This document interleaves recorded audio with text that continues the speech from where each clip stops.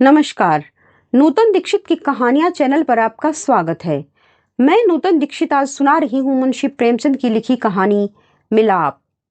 लाला ज्ञानचंद बैठे हुए हिसाब किताब की जांच कर रहे थे कि उनका सुपुत्र बाबू नानक चंद आया और बोले, दादा अब यहाँ पड़े पड़े जी उगता गया। आपकी आज्ञा हो तो मैं सैर को निकल जाऊं, 2-1 महीने में लौट आऊंगा। नानक चंद बहुत सुशील और नवयुवक था। रंग पीला, आंखों के गिर्द हल्के शाह धब्बे, कंधे झुके हुए। ज्ञानचंद ने उसकी तरफ तीखी निगाह से देखा और व्यंग्यपूर्ण स्वर में बोले, क्यों, क्या यहाँ तुम्हारे लिए कुछ कम दिलचस्पियां हैं?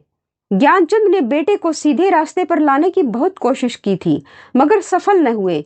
उनकी डांट फटकार और समझाना बुझाना बेकार हुआ।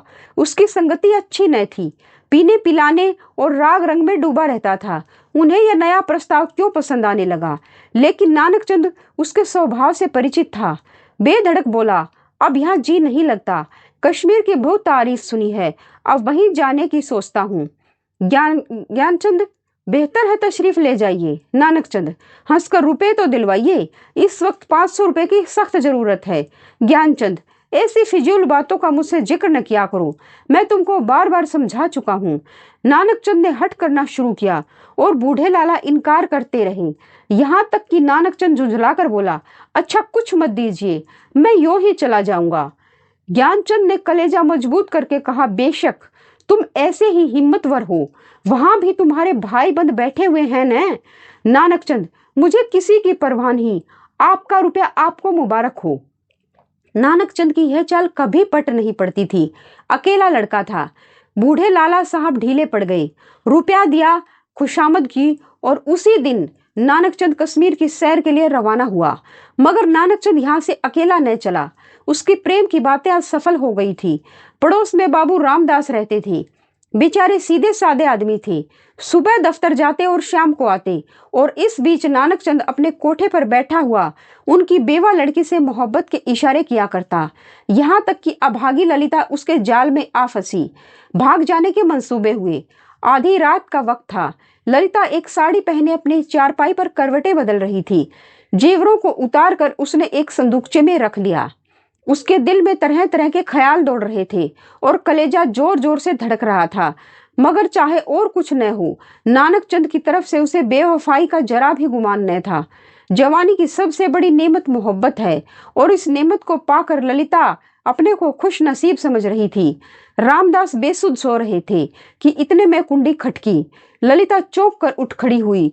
उसने जेवरों का संदूकचा उठा लिया, एक बार इधर उधर हसरत भरी निगाहों से देखा और दबे पांव चौंक चौंक कर कदम उठाती हुई दहलीज में आई और कुंडी खोल दी। नानकचंद ने उसे गले से लगा लिया। बग्गी तैयार थी, दोनों उस पर जा बैठे। सुबह को बाबू रामदास उठे। ललिता न दिखाई दी, घबराए। सारा घर छान मारा, कुछ पता न चला। बाहर की कुंडी खुली देखी, बग्गी के निशान नजर आए। सर पीट कर बैठ गए, मगर अपने दिल का दर्द किससे कहते। हंसी और बदनामी का डर जबान पर मोहर लगा गया।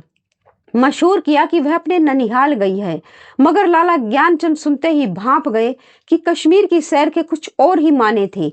इधर धीरे धीरे यह बात सारे मोहल्ले में फैल गई, यहाँ तक कि बाबू रामदास ने शर्म के मारे आत्महत्या कर ली। मोहब्बत की सरगर्मियां नतीजे की तरफ से बिल्कुल बेखबर होती हैं। नानकचंद जिस वक्त बग्गी में ललिता के साथ बैठा तो उसे इसके सिवाय और कुछ ख्याल न था कि एक युवती मेरे बगल में बैठी है, जिसके दिल का मैं मालिक हूँ। उसी धुन में वह मस्त था। बदनामी का डर, कानून का खटका, जीविका के साधन, उन समस्याओं पर विचार करने की उसे उस वक्त फुर्सत न थी। हाँ, उसने कश्मीर का इरादा छोड़ दिया, कलकत्ते जा पहुंचा। किफायत शारी का सबक न पढ़ा था। जो कुछ जमा जत्था था 2 महीने में खर्च हो गया। ललिता के गहनों पर नौबत आई, लेकिन नानकचंद में इतनी शराफत बाकी थी।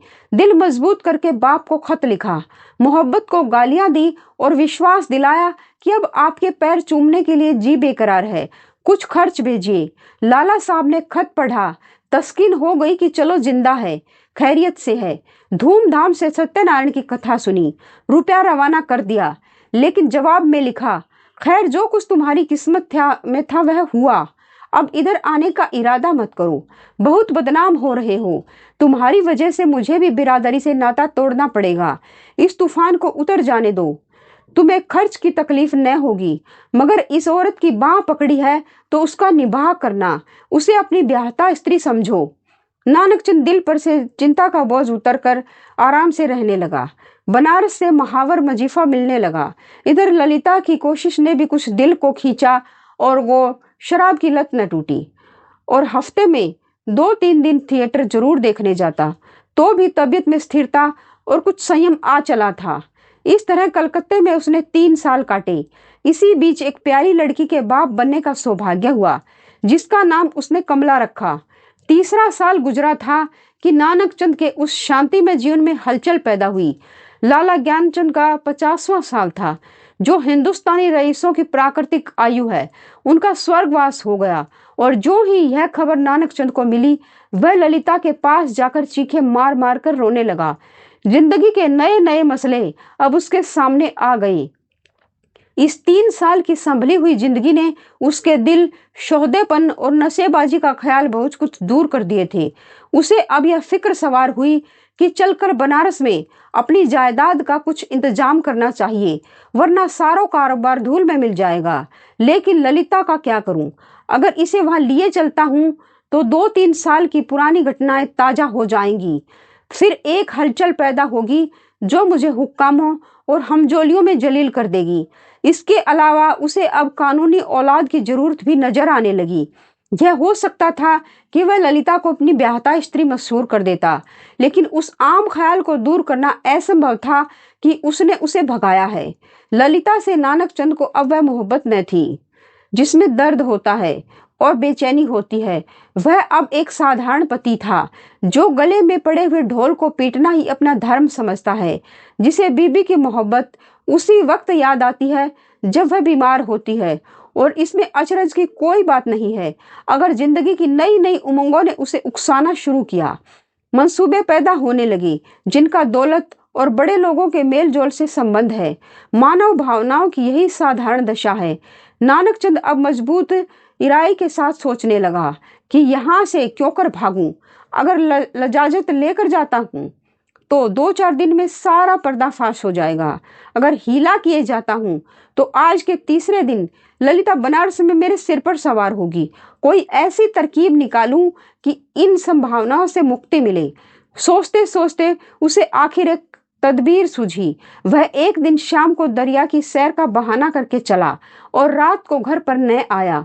दूसरे दिन सुबह को एक चौकीदार ललिता के पास आया और उसे थाने में ले गया।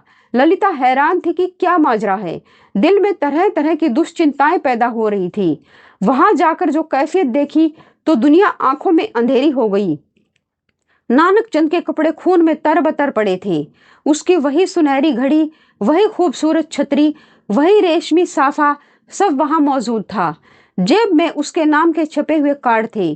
कोई संदेह न रहा कि नानकचंद को किसी ने कत्ल कर डाला। 2-3 हफ्ते तक थाने में तहकीकातें होती रही और आखिरकार खूनी का पता चल गया। पुलिस के अफसरों को बड़े बड़े इनाम मिले। इसको जासूसी का एक बड़ा आश्चर्य समझा गया। खूनी ने प्रेम की प्रतिद्वंदिता के जोश में काम किया, मगर इधर तो गरीब बेगुनाह खूनी सूली पर चढ़ा हुआ था और वहां बनारस में नानकचंद की शादी रचाई जा रही थी। लाला नानकचंद की शादी एक रईस घराने में हुई। तब धीरे धीरे फिर वही पुराने उठने बैठने वाले आने शुरू हुए। फिर वही मजलिसें जमी और फिर वही सागर और मीना के दौर चलने लगे। संयम का कमजोर अहाता इन विषय वासना के बटमारों को न रोक सका। हाँ, अब इस पीने पिलाने में कुछ पर्दा रखा जाता है और ऊपर से थोड़ी सी गंभीरता बनाए रखी जाती है। साल भर इसी बहार में गुजरा। नवेली बहू घर में कुड़ कुड़ कर मर गई। तपेदिक ने उसका काम तमाम कर दिया। तब दूसरी शादी हुई, मगर इस स्त्री में नानकचंद की सौंदर्य प्रेमी आंखों के लिए कोई आकर्षण न था।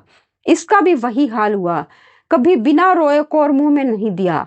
3 साल में चल बसी। तब तीसरी शादी हुई।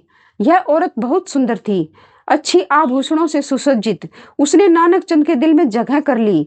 एक बच्चा भी पैदा हुआ। नानकचंद गृहस्थिक आनंदों से परिचित होने लगा। दुनिया के नाते रिश्ते अपनी तरफ खींचने लगे, मगर प्लेग के लिए सारे मंसूबे धूल हो गए। प्रतिप्राणा स्त्री मरी। 3 बरस का प्यारा लड़का हाथ से गया और दिल पर ऐसा दाग छोड़ गया कि जिसका कोई मरहम न था। उच्छृंखलता भी चली गई, अयासी का भी खात्मा हुआ।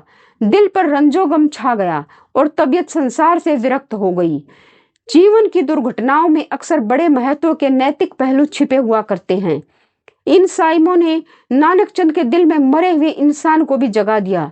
जब वह निराशा के यातनापूर्ण अकेलेपन में पड़ा हुआ इन घटनाओं को याद करता तो उसका दिल रोने लगता और ऐसा मालूम होता कि ईश्वर ने मुझे मेरे पापों की सजा दी है। धीरे धीरे यह ख्याल उसके दिल में मजबूत हो गया। उफ, मैंने उस मासूम औरत पर कैसा जुल्म किया, कैसी बेरहमी की, यह उसी का दंड है। यह सोचते सोचते ललिता की मायूस तस्वीर उसकी आंखों के सामने खड़ी हो जाती और प्यारी मुखड़े वाली कमला अपने मरे हुए सौतेले भाई के साथ उसकी तरफ प्यार से दौड़ती हुई दिखाई देती। इस लंबी अवधि में नानक चंद को ललिता की याद तो कई बार आई थी, मगर भोग विलास, पीने पिलाने की उन कैफियतों ने कभी उस ख्याल को जमने नहीं दिया। एक धुंधला सा सपना दिखाई दिया और बिखर गया।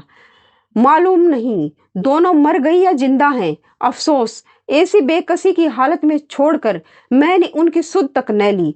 उस नेक नामी पर धिक्कार है जिसके लिए ऐसी निर्दयता की और उसकी कीमत देनी पड़ी। यह ख्याल उसके दिल पर इस बुरी तरह बैठ गया कि एक रोज वह कलकत्ता के लिए रवाना हो गया। सुबह का वक्त था। वह कलकत्ते पहुंचा और अपने उसी पुराने घर को चला।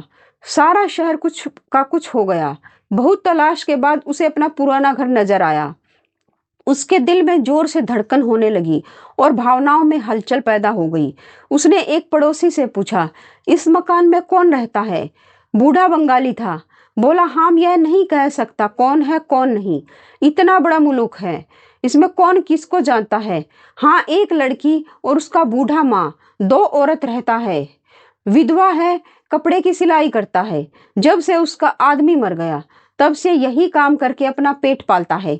इतनी में दरवाजा खुला और एक 13-14 साल की सुंदर लड़की किताब लिए बाहर निकली। नानक चंद पहचान गया कि यह कमला है। उसकी आंखों में आंसू उमड़ आए। बेअख्तियार जी चाहा कि उस लड़की को छाती से लगा ले। कुबेर की दौलत मिल गई। आवाज को संभाल कर बोला, बेटी, जाकर अपनी अम्मा से कह दो कि बनारस से एक आदमी आया है। लड़की अंदर चली गई और थोड़ी देर में ललिता दरवाजे पर आई। उसके चेहरे पर घूंघट था और गौ सौंदर्य की ताजगी न थी, मगर आकर्षण अब भी था। नानक चंद ने उसे देखा और एक ठंडी सांस ली। पतिव्रत, धैर्य और निराशा की सजीव मूर्ति सामने खड़ी थी। उसने बहुत जोर लगाया मगर जब्त न हो सका। बरबस रोने लगा। ललिता ने घूंघट की आड़ से उसे देखा और आश्चर्य के सागर में डूब गई। वह चित्र जो हृदय पट पर अंकित था और जो जीवन के अल्पकालिक आनंदों की याद दिलाता रहता था, जो सपनों में सामने आ आकर कभी खुशी के गीत सुनाता था और कभी रंज के तीर चुभाता था, इस वक्त सजीव सजल सामने खड़ा था। ललिता पर एक बेहोशी सी छा गई, कुछ वही हालत जो आदमी को सपनों में होती है। वह व्यग्र होकर नानक चंद की तरफ बढ़ी और रोती हुई बोली, मुझे भी अपने साथ ले चलो। मुझे अकेले किस पर छोड़ दिया है? मुझसे अब यहाँ नहीं रहा जाता। ललिता को इस बात की जरा भी चेतना न थी कि वह उस व्यक्ति के सामने खड़ी है जो एक जमाना हुआ मर चुका, वरना शायद वह चीख कर भागती। उस पर एक सपने की सी हालत छाई हुई थी। मगर जब नानक चंद ने उसे सीने से लगाकर कहा, ललिता, अब तुमको अकेले न रहना पड़ेगा, तुम्हें इन आंखों की पुतली बनाकर रखूंगा। मैं इसीलिए तुम्हारे पास आया हूँ। मैं अब तक नर्क में था, अब तुम्हारे साथ स्वर्ग को सुख भोगूंगा। तो ललिता चौंकी और छिटक कर अलग होती हुई बोली, आंखों को तो यकीन आ गया मगर दिल को नहीं आता। ईश्वर करे यह सपना न हो। आप सुन रहे थे मुंशी प्रेमचंद की लिखी कहानी मिलाप।